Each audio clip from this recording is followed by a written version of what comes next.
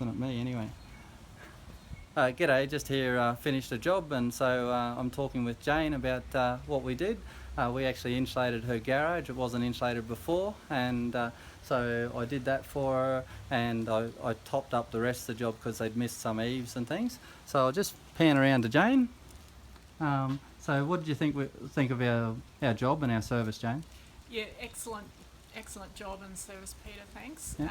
We had a huge issue with heat retention in the garage, and that was definitely affecting the two rooms next to the garage. So hopefully now we'll get that, now that insulation's in, we're going to notice a great decrease in that temperature in summer. We also had an issue with rodents in the garage.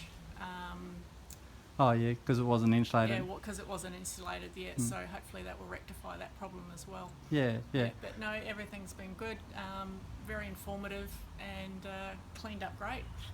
Okay. All right. Thanks very much, Jane.